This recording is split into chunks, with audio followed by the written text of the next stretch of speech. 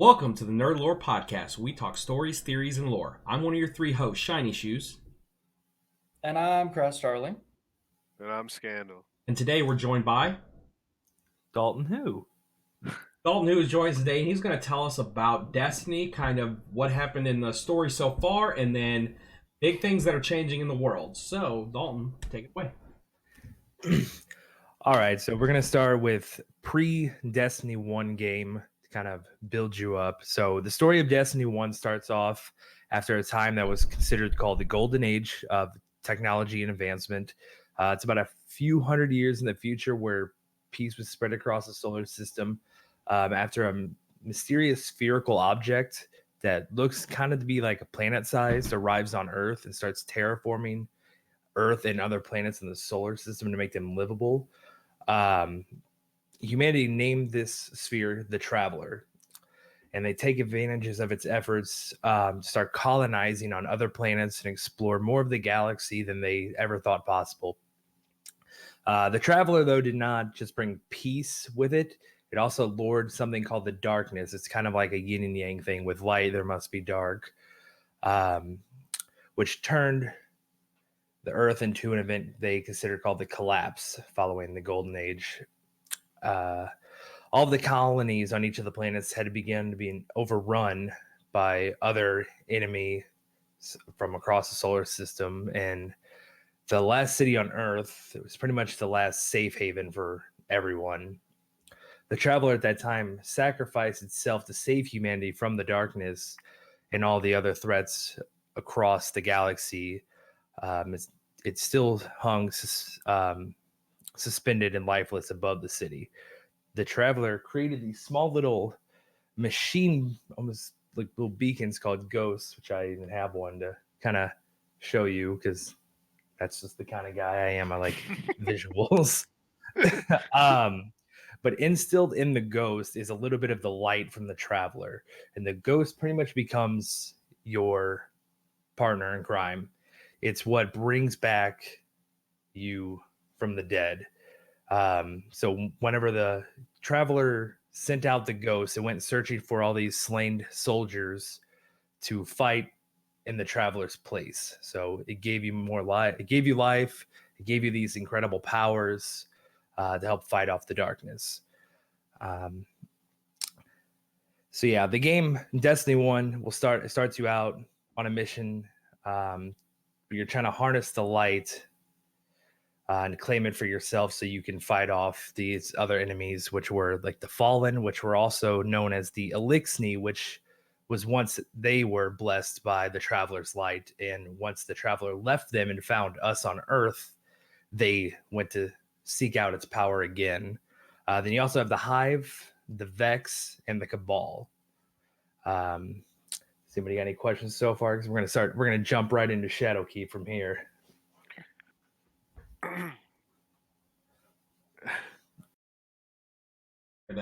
Okay. Shiny DC. Oh no! I'm back. Welcome back. I don't know what happened there, but Welcome back to the Nerdlore podcast. So, I have a theory about this. Just a journal about that. So the darkness, like, Wait, I remember. you don't have a camera up. That's a real cool picture of you with sunglasses, though. Thank you. It's okay. We can cut this. It's fine. Okay. So I'm keeping it in. So with the I can't screen share for some reason. Because you have a webcam open in one of your sources on your OBS. You can't have webcam open on Discord and be good. All right. So sorry, go ahead now. Now ask. Now we'll talk. So the darkness, it was kind of like retconned at first, right? Didn't they stop talking about it for a while and now it's back? Like, what do you think They happened did. there? Destiny 1 didn't really like. I mean, obviously we knew of the darkness because the whole first, before they released any expansions, the whole base campaign of it was to go into the Black Garden and defeat the heart of the garden, which is really where we first got our glimpse at the darkness, or what we believed to be the darkness of that. that it was almost like a liquid. You remember, it was like that liquid kind of symbiote looking thing. We didn't really know if the darkness ever took shape or what. That was really the only time we saw it for the most part in Destiny 1. So we knew it was always there, kind of like looming in the shadow, but we didn't know really how big of a presence or impact it will have in the future or has already had in the past that we haven't seen yet. And is the Traveler gone? So that's hard to say because we're gonna kind of skip this, but in the beginning of Destiny 2, Dominus Gall, who is the head of the Red Legion of the Cabal, he basically, I don't want to say like kidnaps, but he basically holds the Traveler hostage and he tries to drain its light from it. So the Traveler does still have light. I don't think it just has enough power to hold back all of the threats. Okay, so and there's nothing that's like telling us that though, right? Just kind of us looking at what's happening. And correct, because in Destiny 2, when you lose your light from when Dominus Gall takes the light for himself, you go seek shards of the Traveler that have been scattered across, the planets, to reharness its light. So the Travelers does still have power. It's just not nearly what it was when it was full and intact. Is the Traveler a machine? See, nobody knows because it doesn't seem like it to what it seems, because like when you see the shards of it, nothing looks mechanical about it. It still looks kind of like, I would say like a planet. It's planet. You see like the crust, and like almost trying to think of the word I'm looking for. Mantle. Like like the mantle of it, because no mechanical parts when we've seen through the because when you look at it in the above, it's broken apart and you don't see any kind of gears or nothing. So we don't believe it's to be mechanical, but we also think it has to be made up of something that's not like Earth is, like soil. And because it at one point was sentient.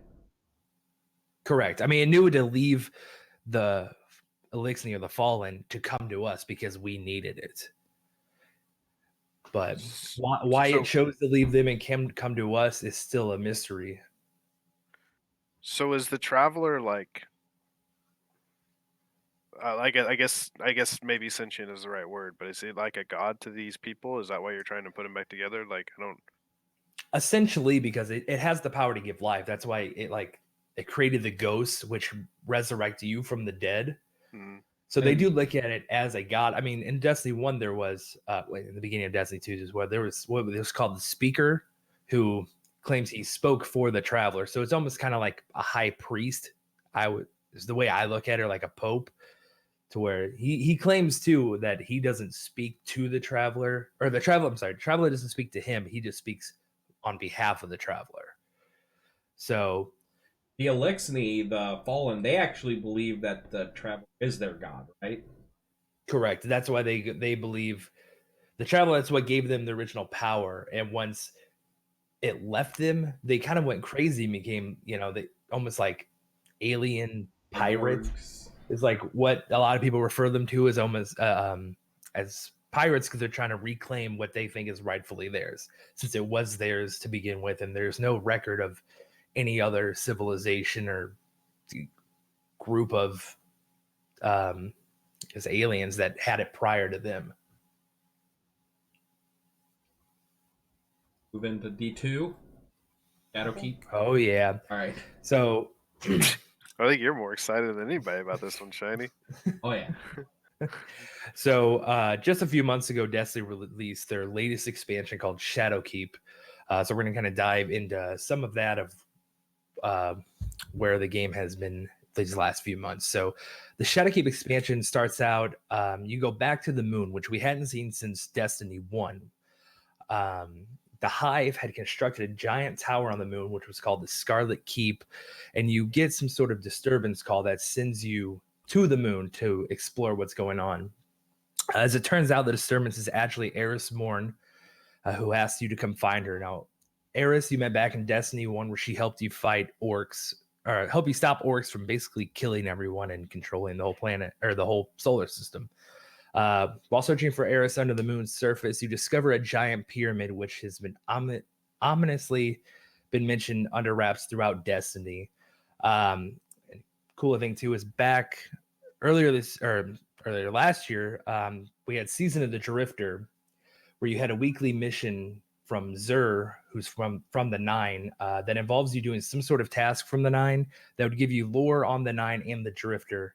The Drifter he always flipped his coin when he's starting his Gambit matches to kind of signal which enemy type you're going to be fighting in those matches. Here's a little spoiler if nobody has done these missions. At the end of the final mission for that quest for the Nine, you see a coin trickle down to the Drifter, and when he reveals what's on the coin, it's an image of the pyramid. So it's kind of foreshadowing that the darkness was coming. We just didn't know when. Then fast forward to 2 seasons later, we have Shadowkeep, where we discover the pyramid. Whenever you do enter the pyramid, though, you're greeted by three nightmare versions of villains like Crota, Sun Orcs, Gaul, and a few others. Eris, though, then teleports you safely out and explains what's going on, that the pyramid essentially is a major source of the darkness, which has allowed the Hive to control the nightmares that you encountered. And the nightmares are exactly what they sound like, the fears of your past being resurrected in darkness. And that's where the Scarlet Keep comes in, the structure that was built by Hash-Ladun, the daughter of Crota, as a way to harness the pyramid's darkness to avenge her father's death. In order to enter the pyramid, hold on, I just scroll down my notes, sorry. In order to enter the pyramid, you set out to construct a specific set of armor that allows you to bypass the barrier, and after killing versions of old foes, it's off to the Scarlet Keep, where you kill Hash-Ladun to obtain a map for a special Hive artifact. After recovering the artifact and constructing all the armor, you finally gain access to the pyramid, where you fight nightmare versions of Crota, Gaul, and Fikrul. And the prize at the end of the pyramid is a mysterious artifact which causes you to have a vision in which you are confronted by a doppelganger that looks just like your character in an army of floating pyramids.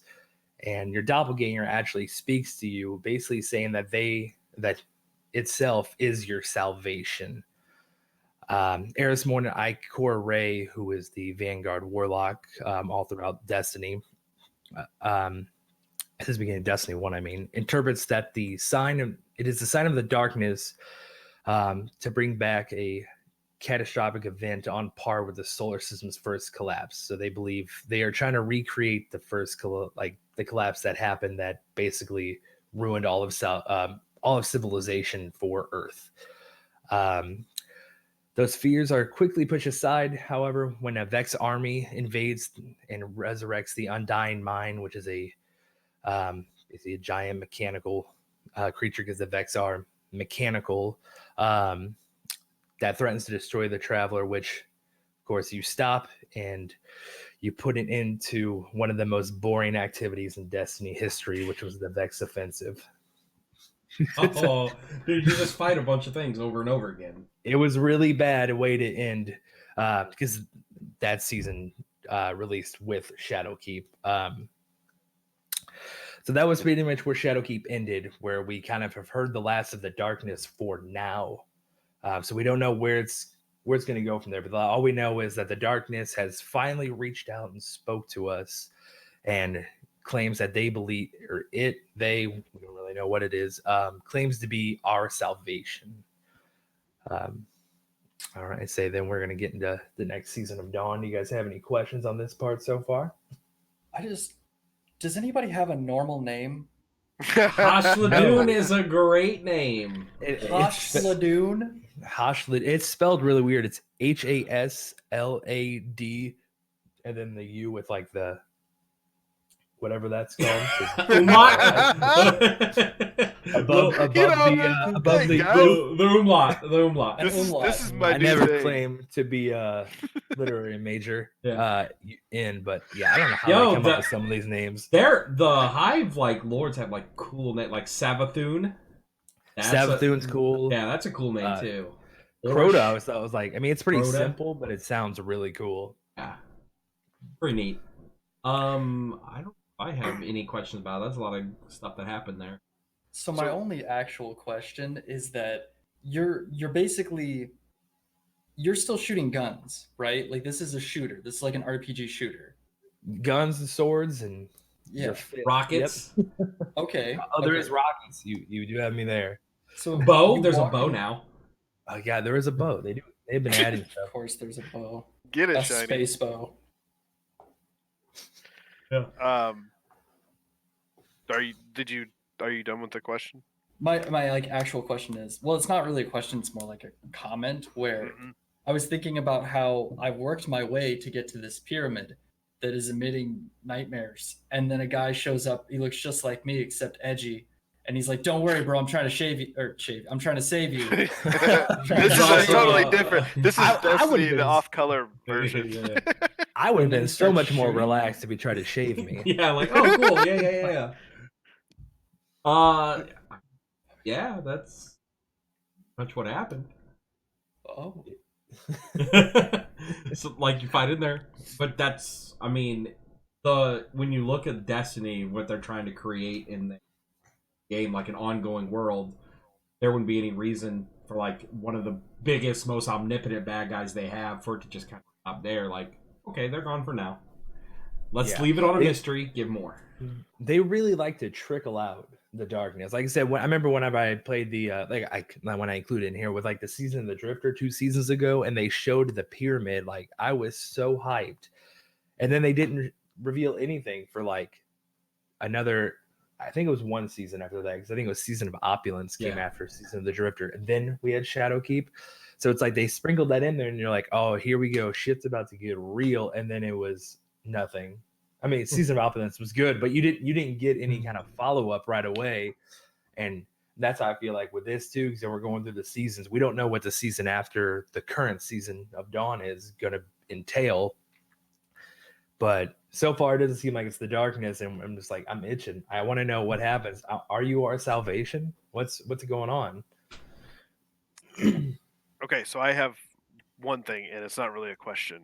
But when you were talking about the doppelganger, am I the only one that envisioned Zelda, the Ocarina of Time, when you have to fight your doppelganger? Your dark self? Oh, yeah. Yeah. One of the most difficult fights I'd ever played as a young kid, as a kid, that was terrible because I couldn't figure out how to break it.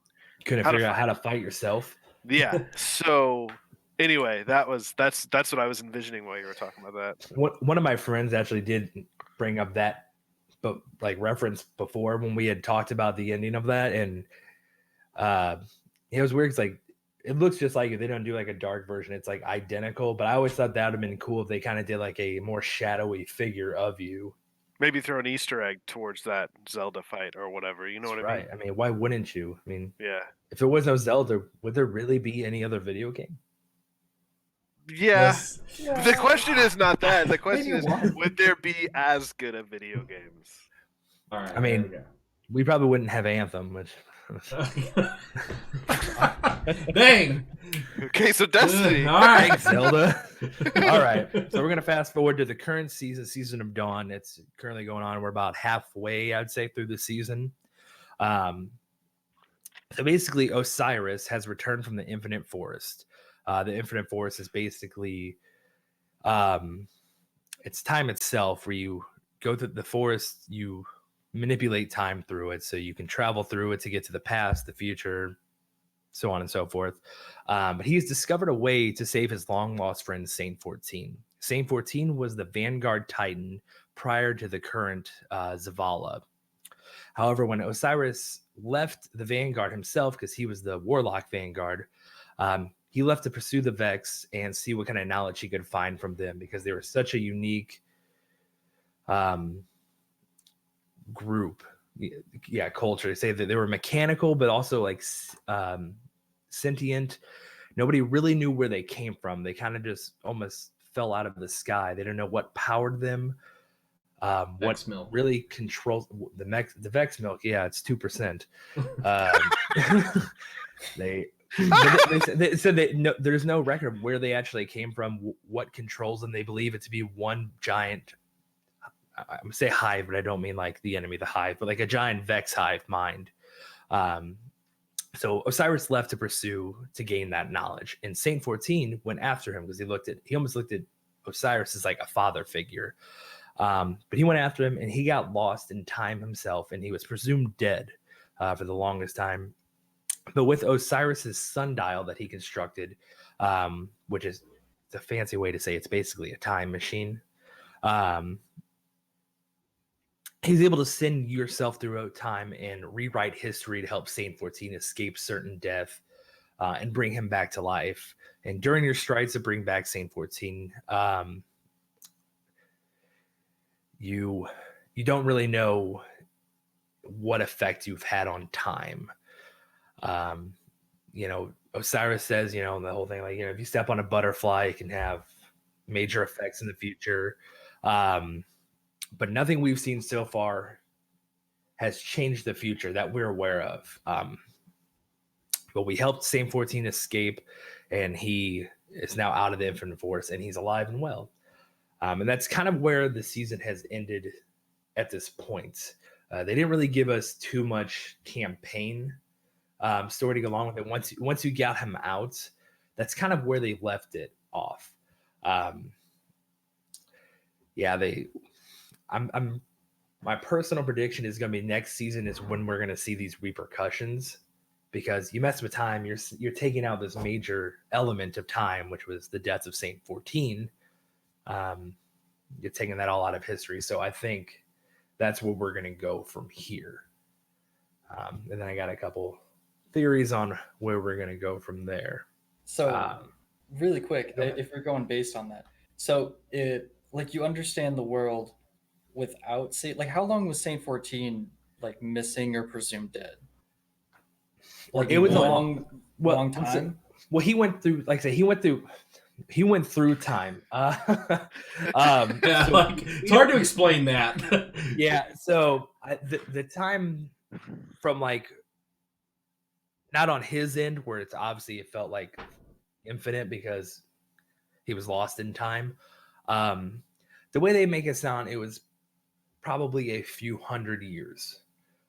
Because Guardians live a long time. Correct. Time. Well, and Saint 14 is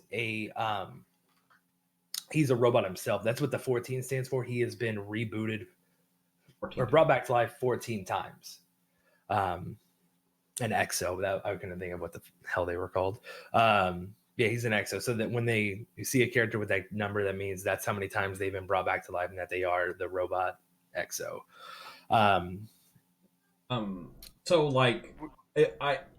I don't remember a lot about the Vex and everything, but so where he was trapped, basically it's like you see all time happening at once, right? Yes. Their portal, you see all time happening at once. Correct. Yes. Because they take you through this new area, which I'm trying to remember what it was called. I don't want to say it's called the Timeless Corridor, but it's something along those lines, where it showed you different paths that you could take throughout history, because you had to go down the right path to make it to where he was in time. Before we didn't seen that corridor before. Normally we'd go through the Infinite Forest, which was kind of like a bridge from one time to the next, is the way they kind of make it feel. Mm-hmm. When you're there, you don't really see time like you did going through the corridor, because you would see Vex from the future, the hiccups, the past, and the present. Okay. Yeah. Okay. I have. Are you good, Shiny? Yeah. Okay. The first thing I want to ask is this thing that is in time itself, right? You said that they live to be they live a long time, right? Guardians? Yes. Okay. Would you say that since they live so long, at 50 years old, they would still look like a baby? Here we go. That was right. Do you have like any information on how long they're a baby? Yeah, just out of curiosity. So We have a score to settle. And that's there's only been one story of a child becoming a guardian and growing up. To the knowledge of the Lord at this point, everyone that is a guardian was brought back to life in their adult life, and they don't age and they don't die because the ghost revives them. The only way you can actually die is by your ghost being killed, like by it being destroyed and losing its light, and then you die yourself. Yeah, there's only been one incident where a child, which I believe it was Pradith is the one that was found as a child, and that was the ghost deemed him worthy enough to possess the traveler's light. Yeah, that whole like rabbit hole is crazy. Yeah. This is my face whenever I try to make a joke about a previous podcast and how someone can't like somebody because at 50 years old they're still a baby, and getting a lecture about it. Yeah. That's what you're here for, man. That's what you're here for. So I have like a thing. I think that like after you really dig deep into Destiny's lore and you kind of get in there and go through all the stuff they have going on, Destiny has so many amazing stories. I just feel that the people, Bungie or maybe it was Activision before that, did a poor job of bringing those stories to the game without you having to go find them. Absolutely, I agree. That's why it's like I bought these two. I have two giant lore books on Destiny because it's crazy how good the lore really is and how little they actually dive into. Like, and don't get me wrong, like as of recently, like especially with Forsaken, Yeah, like, they got better with stories. When Forsaken released, I was like, okay, they're really taking this seriously. They see how much the lore does impact the community, because some games like they have decent lore, but people don't really care that much about it. You know, it's like, a little bit's cool, but like I'm not going to go off of my own. Like I did buy books and go online and read theories and go listen to My Name is Bife and ramble on for hours and hours on YouTube. But I think they finally see that that is a big part of what makes Destiny great. And they have such a unique world that they've created that they're really trying to incorporate it more. And like what they started with, like the seasons now, when Shadowkeep released, they had the season. Wow, of course they just drew a blank. Not Dawn, Season of Undying, that released with it. And they're trying to do where the seasons now finally correlate to each other. So like at the end of Opulence. Not Opulence. I'm talking about on Undying, you fought the Vex that were coming through, and then that kind of led you into killing the Undying Mind from time, like throughout time, which introduced Osiris to you with the Sundial at the beginning of Season Dawn. So they're trying to get that flow where the lore kind of flows through, and it's going to make more sense. And it's not going to be like, all right, this expansion is about this, and then this is about this.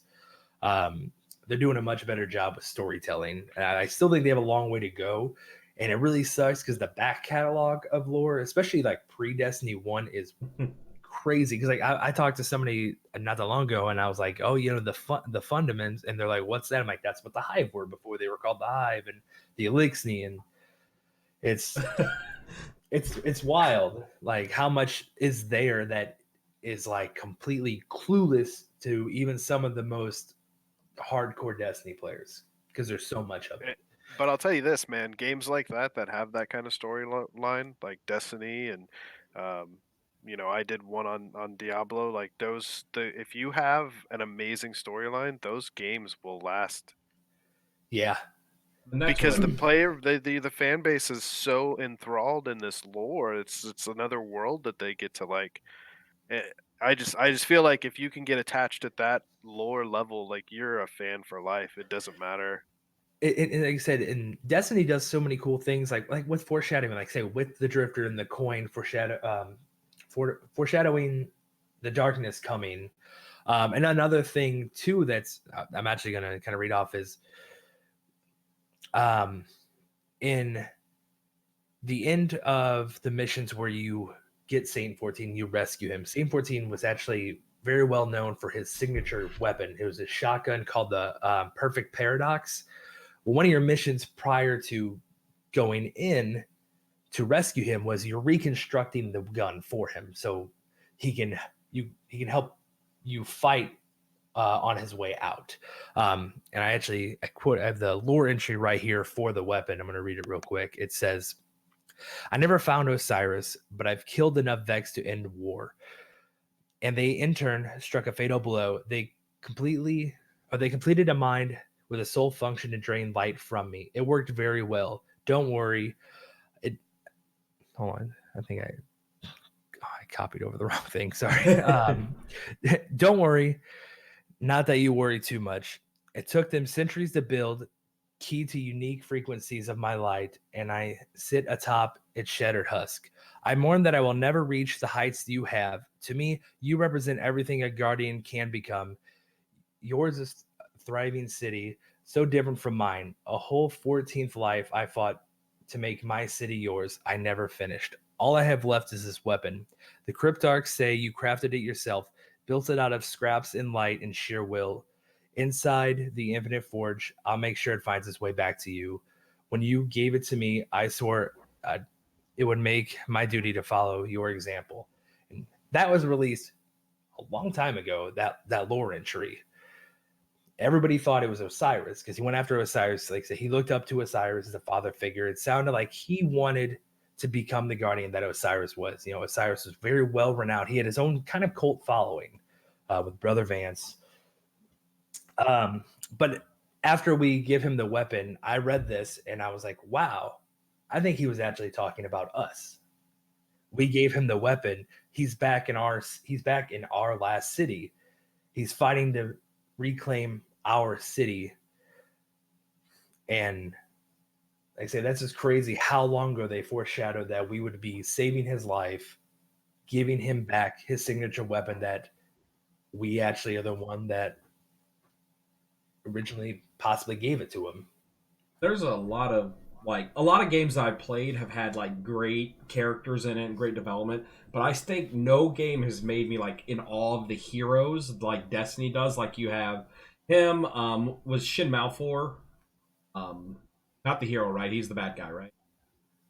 Who's the he's the one that killed Dredgen. Shin Malphur killed Dredgen. Yes. So Shin Malphur. Because that's how he claimed the last word. Yeah. Just all people with amazing stories that you have to find, really get to know. Better job of like bringing you along on some of those stories. Yeah, like I said, it's. I wish they would somehow do a Destiny 1 or 0.5. What happened before Destiny 1? Because there's so many great characters they have there that I feel like would impact this world so much more than what we have. And like the big one that we had, spoilers from a year ago, they killed off with Cade 6, who was basically everybody's favorite character because he was that kind of spunky, didn't care the rules attitude, and he was Nathan Fillion. I like Nathan Fillion. And then they killed him, and now we just have Zavala. He's cool. He's kind of boring. And then you have Ikora. That's just. We used the sundial to bring back that guy, voiced by Nathan Fillion. I honestly, that's kind of one of my things. It's like, if we can bring him back, who else can we bring back? But yeah. And then, like I said, they haven't shown yet where the next season is going to lead. So I'm hoping they kind of dives back into the darkness, because they kind of did that where they hinted the darkness, took a season off, and then went back to it with the expansion. Now we don't have an expansion coming; it's just a small season, so I'm not sure how much into that they'd be wanting to dive into. But I do have a little bit of theories of where I think we're going to go with the darkness. I'd love to hear. You're up to hear this. So we don't know the enemies that the darkness will bring besides the nightmares. So I think if the traveler can harness light to bring back people from the dead to fight for it, could the darkness as well, and we eventually fight almost dark guardians, to where it's basically an army of good with the light and then an army of darkness. That'd be kind of cool. That's where I'm hoping it goes, because that's the only thing I could really see that would feel super impactful. But I'm not sure about it. Again for that. You guys have any questions? You don't have any? Okay, I actually do. So we talked before about how the way that Destiny was released was through seasons, and those seasons were or like seasons or expansion packs, and they were broken up into specific storylines, right? And they didn't flow; they like jumped from thing to thing. How did the Destiny community react to that? So originally, it didn't do very well. In Destiny 1, I mean, people already in the beginning of the game kind of fell off. They didn't feel like there was enough content. And then when they released new stuff, it was kind of underwhelming. And like how they did with the expansions, they kind of try to make it their own thing. And it wasn't impactful enough until they had the Taken King expansion, Destiny 1, which had tons of lore. It kind of finally started to kind of flow in, because you had heard from the moon about Crota and Orcs, basically the leaders at the time of the Hive. And finally, in the Taken King, you really saw a threat. Because before oh, go ahead. That's the Taken King. If that DLC never would have happened, we probably wouldn't have. That DLC probably saved that game just by how amazing everything was done so well. Like, the Taken King raid is still one of my favorite pieces of content ever in a... Yeah, the two things that I think caused Destiny 2 to be released was Vault of Glass, because if they wouldn't have had that first strong raid, that would have kept the game going and alive. I don't think they would have even continued much after that. And the Taken King, that's what kept a lot of people going. They're like, okay, this game can be something incredible if they know how to present it and they know how to use the tools that they have and the lore, and like I said, their knowledge of doing the puzzles for the raids and so on and so forth.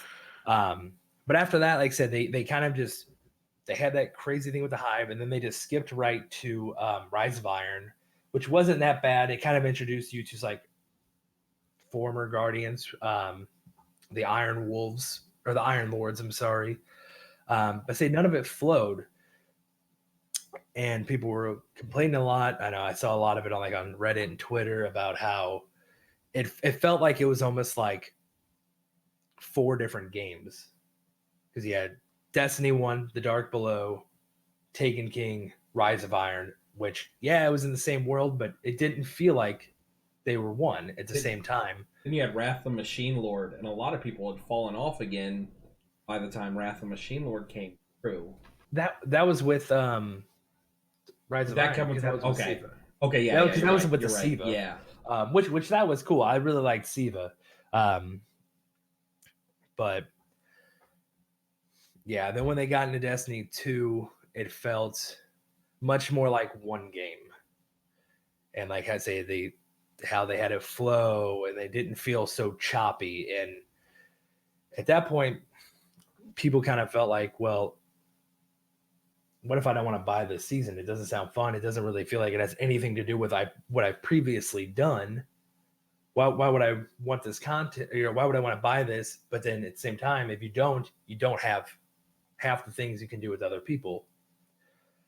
Yeah, so they got a lot better about kind of bridging the gap between, not the gap, but like bridging the whole arc together.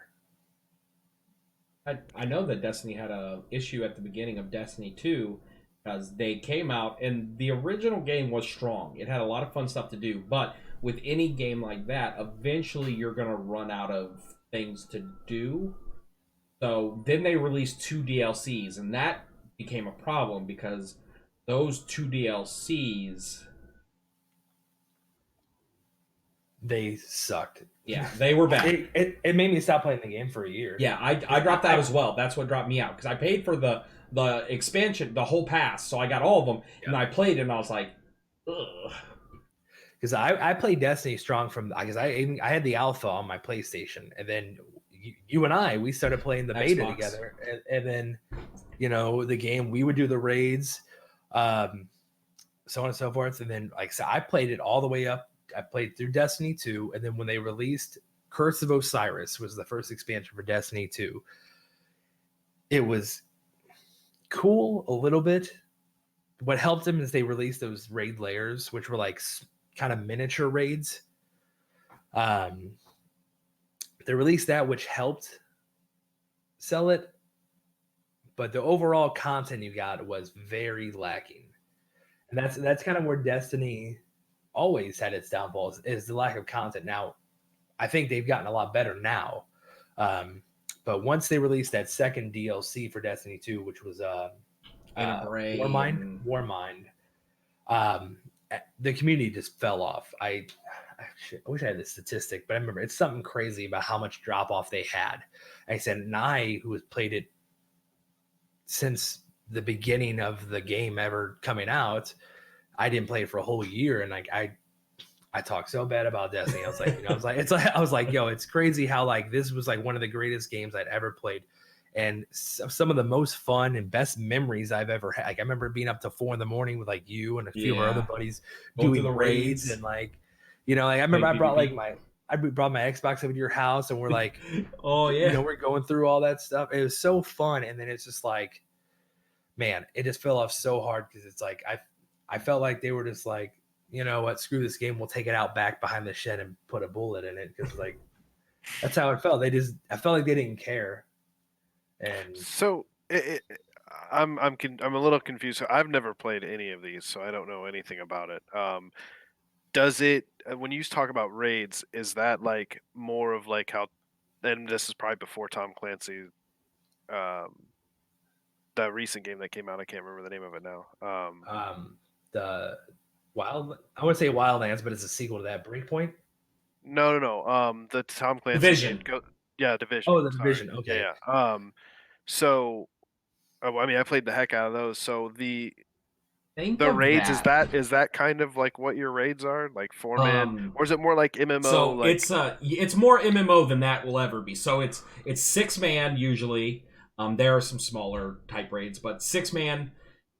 You go in, and it isn't just, hey, can I melt this thing with my gun before I die? It's literal puzzles. So there's a I'll explain one of the raid puzzles. One of the funnest ones from the new raid is, or I guess Destiny 2's beginning raid. So there's a track that goes around the outside of the map, and you have to have 4 people, and they stand on these platforms, and there's a guy that runs around the track, and as they go in, they have to tell you which hole.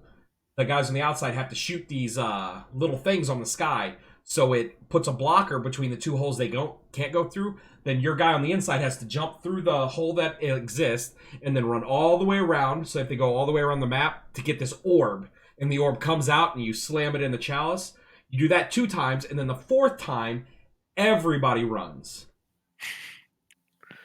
You just said you do that 2 times, and then on the 4th time. I'm sorry, 3rd. I'm not good with numbers. I'm not good with numbers. But I remember that, and I remember how fun it was to just do that, because we'd get randoms that would do it with us, and they would not know what they were doing, and they'd always get put on my team, and I'd be like, all right, well, we're going to die 40 times, but after the 41st time, we're going to have it, and we're going to do it. And then every week you would do it, and you'd go and go and go. The raids were so fun. And we made a point, I know you and I especially, we would run it every week. Yeah. And it was, like I said, and there was always so much experience. Is it loot? You get top tier loot. So the loot is at or above your current light level, and there are specific guns that only drop from that raid. Yeah, they would normally do what's called a shader, which is basically a color palette for things in the game. You get like that kind of stuff. Ghost Shell, Ghost Shell, a lot of Speeder. cosmetic stuff. Like I said, weapons, armor pieces that you'd only get in that raid. And some raids have what's called exotic armor, exotic weapons, which is basically like the rarest weapons that you get somewhere like exclusive to that raid. So like you had to do that raid, and there was a chance at the end that you would get it. You might not even get it. Like there's a raid in Destiny 2 right now called Last Wish, where you get the 1000 Voices weapon. I've ran that raid. I think I'm at 32 times, and I've never gotten the weapon. Some people get it on their first try. It's all about, RNGesus, baby. RNGesus. It's great. But yeah, it's and all the raids. That's one thing I will say. Destiny, I think, has done better than any other game I've done a raid for. Is how crazy some of these puzzles are, and like everybody has to be doing the right thing at the right time, or you all lose. If one person has no idea what they're doing, everybody loses because of it. So yeah, there's a lot of white mechanics. So you can do like one little wrong thing, and it's just everybody's dead instantly. Try again, and like the puzzles too in it, because like especially like the first raid that released with Destiny 2, the Leviathan, there was like it was on this massive ship, and you could go to the raid like by yourself, and there was like an underbelly of the ship, so you could go explore through the ship and find these like secret chests. There's like different puzzles ways you can get to like different parts of the raid. It's so crazy. And the cool thing, like the raid isn't always about just how much damage you could do. Now, are there guns that do a stupid amount of damage that you want to bring with you? Yes, but is it Nami's burden? Remember when you used to use the Merciless, which was a fusion rifle to kill the dogs? It had if you hit an opponent with a blast, it shortened the charge time for your next shot. And the dogs have a giant health pool. So literally what people do is like, and you empty your whole clip into the dog and it would die. Like, okay. So it was really fun, and let's see where it goes. Yeah. And another thing I think Destiny is strong is the community itself. Like, say, I've met some really cool people. I think I remember, like, so back when you and I played on Xbox all the time, we met that Captain America dude. Remember him? I think about him still. I'm like, that dude, his gamer tag was like Captain America 89 or something generic. But like we met him, and I never knew him. And we talked to him every day almost, and the problem. So what would happen is Captain America did not believe in PvP. He only believed in PvE. So legit, he would want to run the raid like 3 times in a row all the time. And I'm like, hey, I got to do my PvP mission so I can get better gear. And he'd be like, yeah, I'm out. I don't want to do any of that. And I'm just like, I'll go play by myself then. So, anybody else have any questions? Oh, I've asked all my questions. It seems really, really cool. Like it's hella interesting. So if anybody watching or hear this has any questions, Dalton, where can they get a hold of you? You can find me. I'm primarily on Twitter at DaltonWho Gaming all together. On Twitter, you can also find me on Instagram, same handle. And Twitch? And twitch.com or twitch.tv/DaltonWho, where I also run a charity called Stream for Paws. So every time I stream, every donation and sub I get at the end of the month will go directly to animal rescues. So every month I'm changing it up. This is actually the first month doing it. So far I've raised $220 on just 3 streams. Pretty good. Wow. And you can find that Twitter page at Stream for Paws all together.